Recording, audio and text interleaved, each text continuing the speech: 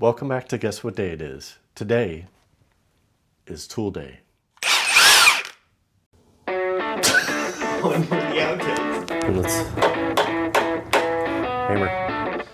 It's Phone Day. I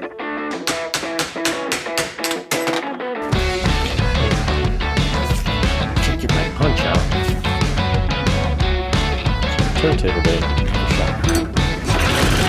Did I not say nerd alert?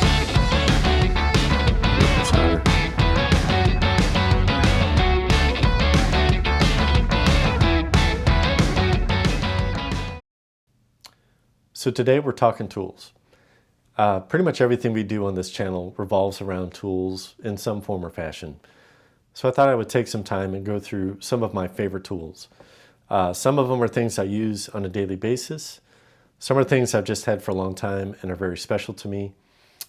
Whether that's things that I used when I was a professional technician, or some of it that just kind of had a special place in my heart from watching my dad fix stuff when I was a kid.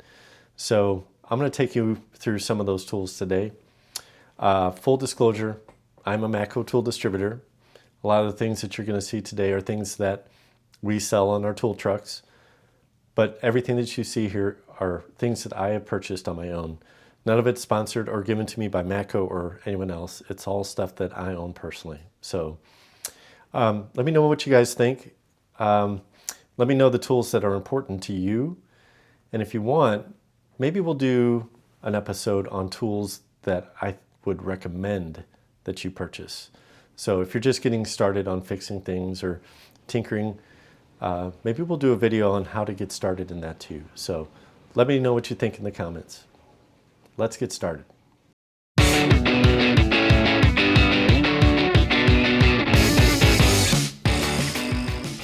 First tool we're going to talk about is Exolite.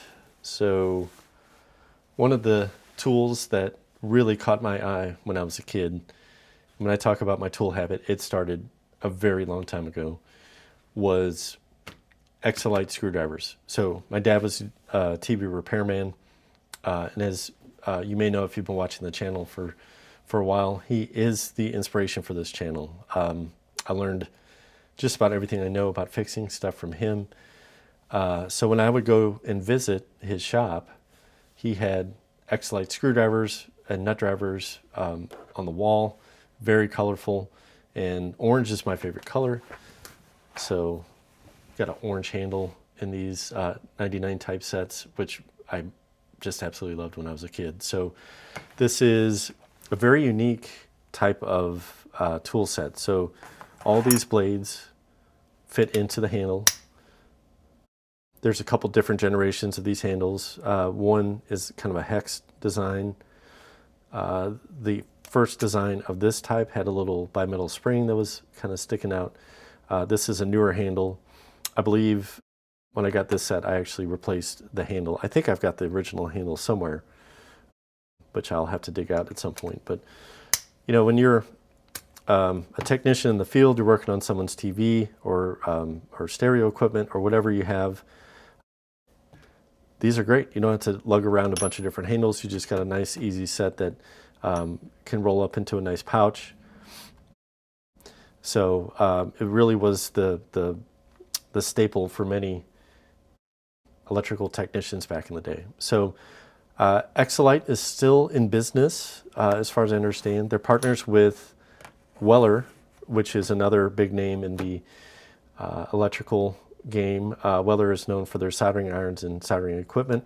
I have a Weller soldering station that you have seen on the channel before, and my dad probably had 30 Weller soldering irons. And as we're going through his stuff, they are all over the house. He must have had one at arm's length at all times. It's kind of unique. So a little bit of tool history.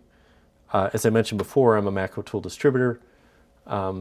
Weller and Exolite were actually a sister company of Matco at one point, but they were sold off with our Apex tool group, which is now Gear Wrench. So for a brief moment in time, one of my favorite tool companies was part of another one of my favorite tool companies. So So pretty cool. So my dad's set that is still at the house is a bigger set that includes everything you see here. It includes a stubby handle with some stubby insert bits, extension, awl, and I think 2 different pairs of pliers and a pair of adjustable, an adjustable crescent wrench in it as well. So I'll put a picture up so you can see what that looks like. And something else that I found that we'll make it on the channel at some point is I found one of my dad's travel sets, which has all kinds of Exolite and Weller equipment in it. And I think it'll be neat to kind of take a journey through that tool set and kind of see how he had it set up. So look for that in the channel here in the near future.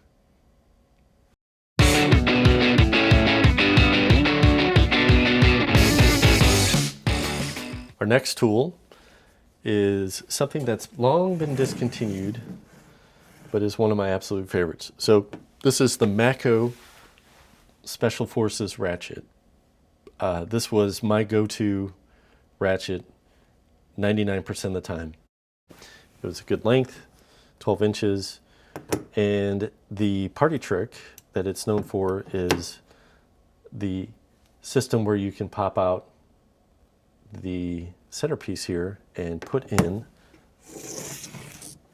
a socket. And by doing that, you have a super low profile ratchet that's hollow. So if you have a stud or something like that that you have to worry about, no problem. You can get over it, get into a tight spot. So very, very cool. What I used it for mostly, and what it was really handy for, is for tune-ups. So I would have my spark plug socket or whatever combination of extensions that I needed installed on this, and I would basically just use this part with the extra grip that you got from the knurling for the teeth of the ratchet itself. But you get it down there, get it hand tight, and then what you could do is just come and slide the ratchet body over it, click it in, and just give it the extra little torque that you needed to get it torqued properly. So pretty awesome. Matco also had a quarter drive set. They had a 1/2-inch drive set. They also had a 3/8 style air ratchet that was available as well. I owned the air ratchet. It sucked. It was terrible. It had no power. So I traded it for a much more capable 3/8 air ratchet. But it was pretty neat. If you are familiar, Milwaukee now has something called the Insider, which is a very similar system. It uses I think it's a 17 millimeter drive or 14 millimeter drive hex. So instead of the sockets having the actual gears to make the device ratchet, it has all the gear mechanism enclosed, and it just has a hex around. That's what kind of fits everything in there. So the downside to that is it's only hollow up to, I believe, 14 millimeters. So if you have a 15 or 16 with a stud or something that's sticking out that you have to get over, they're not going to help you where something like this would. So that's kind of a bit of a downfall on that. But, you know, I think it's pretty cool. I will eventually own that Milwaukee Insider set as well. Matco now has a new version of this, which just released a short time ago. It also has kind of a hex drive instead of having an open gear like this one. The main reason for that is this has 36 teeth. So the teeth are pretty coarse. If you get a little dirt or grime in them, it's not that big of a deal. Newer ratchets are 72 teeth and above, which are a lot more sensitive when it comes to dirt and grime. So if you had an open system like this with our new 88 tooth system that we have currently, which would be this guy. This is my new favorite go-to. If you got dirt and grime in this thing, it would really mess everything up. So that's primarily why everything is now encapsulated. So it keeps the ratchet mechanism much more reliable and allows for a much finer tooth pattern. So these are discontinued. I've got some spare parts. I even found a customer that wanted to get rid of this particular ratchet. This will be a donor. It doesn't have the long handle that I like. It's I think a 9-inch handle versus a 12-inch. So all the guts to this will eventually make it into that ratchet if needed. So, and just a little bit about this ratchet. This is the new 88 tooth ratchet from Matco. Of course, I'm a distributor, so I'm going to be a fan of it. So we've come a little bit of a long way as far as technology goes. So.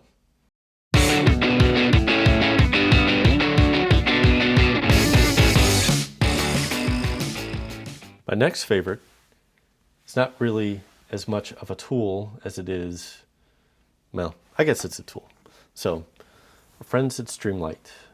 So, Streamlight is a company that's been around for quite a while.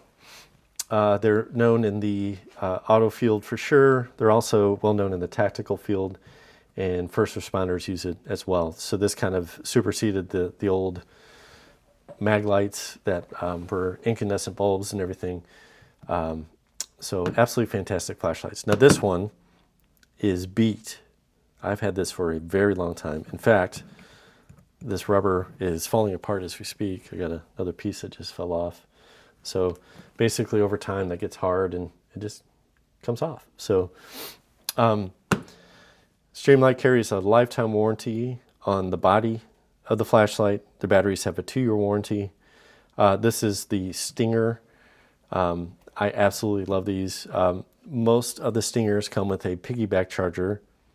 So this charges through 2 little spots right here.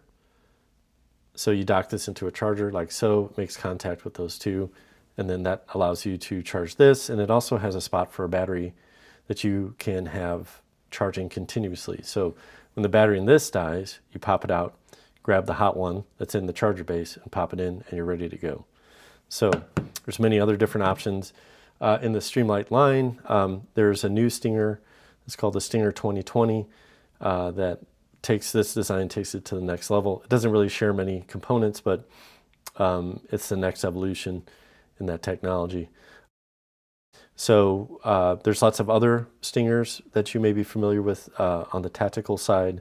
One Streamlight that's been very popular is the Streamlight Wedge, which is another kind of an everyday carry type light. Just absolutely fantastic quality, and you can beat them.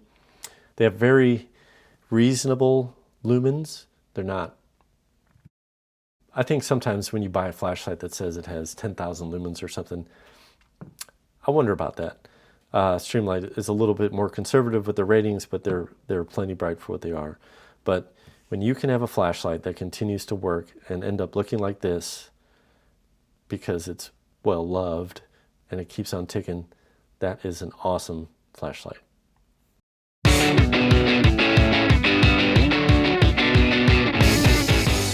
Next, we have some pliers. These are Knipex Cobra pliers. So, Knipex, that is how you pronounce it. I have personally spoken to the people that work for the company.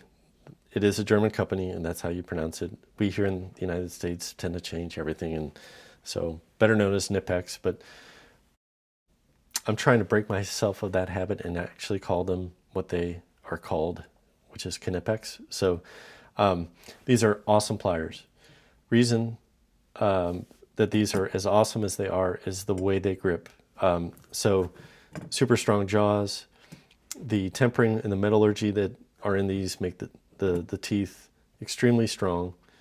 And by design, the way this fulcrum is set up, you don't have to squeeze them to apply pressure. All you have to do is put downward pressure on this top handle and it grips.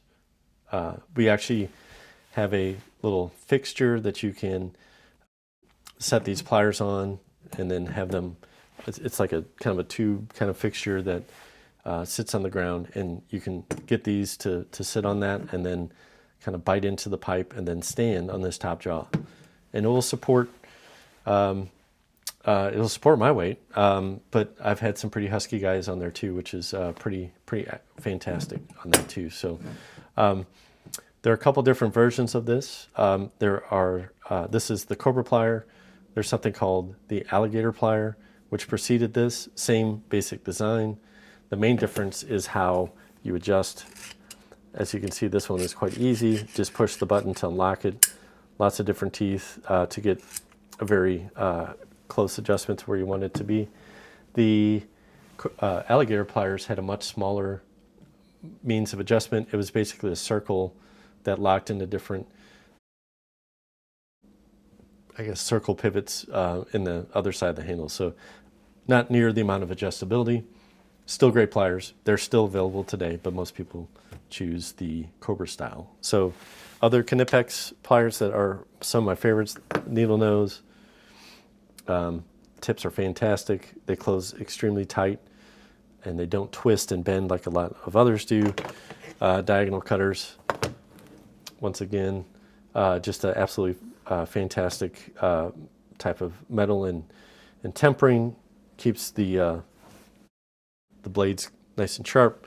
And I even have the little flush cuts that I use when I do soldering and other such little things. So Knipex is something that can be found at Menards, I believe, at least the one here in the Kansas City metro area.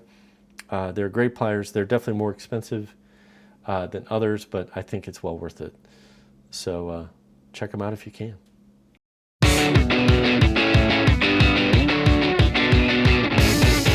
The next thing on my list is cordless power. So, doesn't have to be Milwaukee necessarily, but Milwaukee is my brand of choice. Cordless stuff has come such a long way in the last 5 years, even 10 years. Most folks don't have an air compressor in their house, so you have to have something. Most of my wrenching days in my garage involved hand tools because I didn't have an air compressor or anything like that. So the advent of good quality, powerful cordless tools and high capacity batteries that lithium kind of brings to us are absolutely fantastic. So this is the newest Milwaukee 1/2-inch drive Impact. I am partial to Milwaukee. I've been using them for a little while now. A couple reasons, and as you decide on what you want to do for a cordless platform, a couple things to think about as well. So one would be the breadth of product. So how many different tools do you think you would need on a single battery platform? So a lot of times we have different chargers, different types of batteries that don't interconnect with the tools that we have. So it's good to take a look at the width of product that a particular company has before you make a decision on which product to buy. So Milwaukee has a very wide selection, including things for plumbers, construction, auto, yard tools. They have excellent saws, chainsaws, pole saws. They even have a lawnmower. Now, as you may know, I'm a gas lawnmower guy, so that's not going to be on my list. So that's definitely one of my favorites. So instead of focusing just on Milwaukee, I think power tools in general are something that have become my favorite. The cordless lines from many different manufacturers are absolutely fantastic. DeWalt is another big one. The major tool brands that run tool trucks also have their own brands, such as Matco and Snap-on. Mac actually has DeWalt tools. So if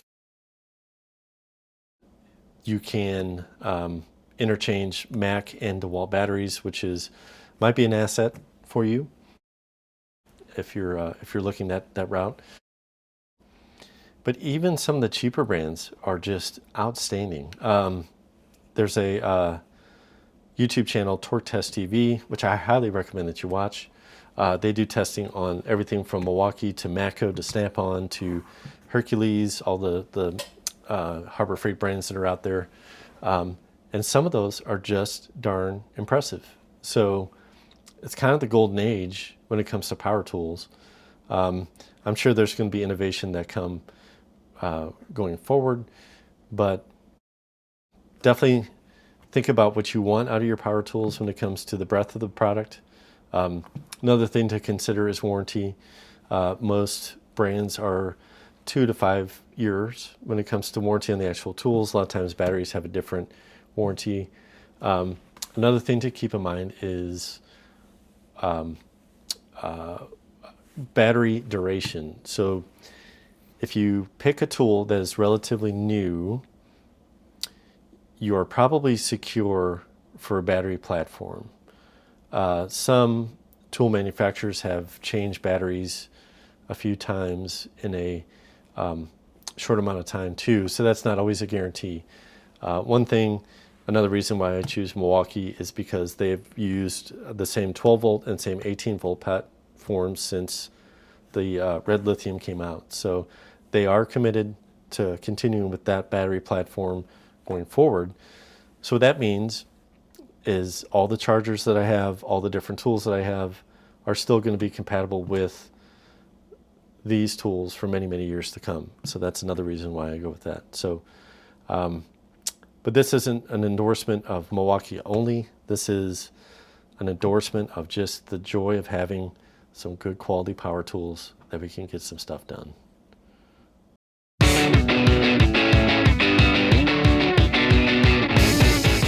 Another one of my favorites is my Fluke multimeter. So this is a relatively new one. I just purchased this. I recently retired my Fluke 78. My Fluke 78 has been in my tool drawer since 1995. It was part of the tool issue that I got when I went to Rankin Technical College in the St. Louis area. And that thing has been with me for a very long time. Now, it's still in service. I don't have it at the house. It stays at work so that I have a good reliable meter that I can use when I'm checking out different things throughout the day. So it's semi-retired. What I needed is something with true RMS capabilities and also capacitance testing. So this DM115 fits that need. Fluke is an industry standard when it comes to a lot of different industries. They are, the automotive world is kind of a small one, and I think they're kind of pulling out of that realm. They really only have 1 or 2 meters that are in that realm. They do have some meters that are used for insulation testing on hybrids and stuff like that. So they still are in the game, but a lot of their stuff is meant for industrial and electrical trades, more so than the automotive world, which is where I come from, more or less. But a good multimeter is something that's a very important tool to have. It doesn't have to be a Fluke.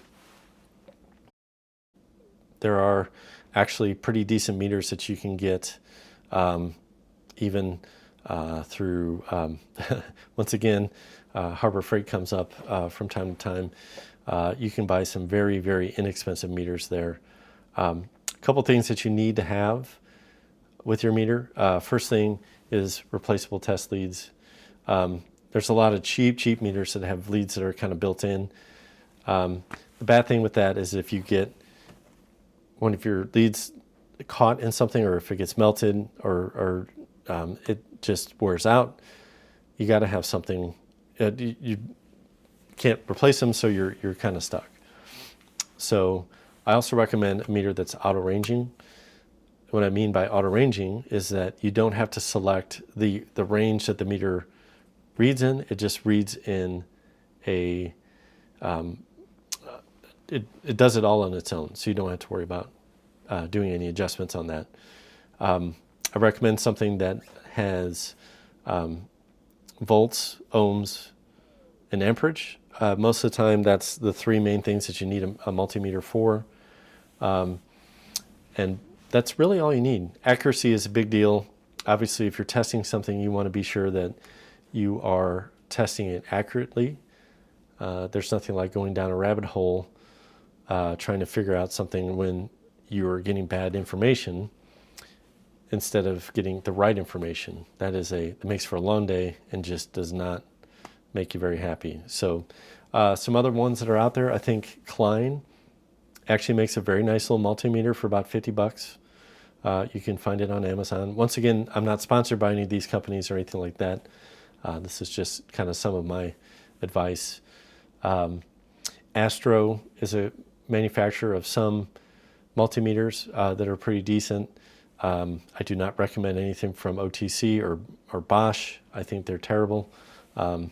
You may disagree. Put it down in the comments what you think about that, if you have any experience with Bosch or OTC, whether good or bad. And so that's my recommendation. Doesn't have to be Fluke. Just find one that's auto-ranging, that's good quality, and also has replaceable test leads.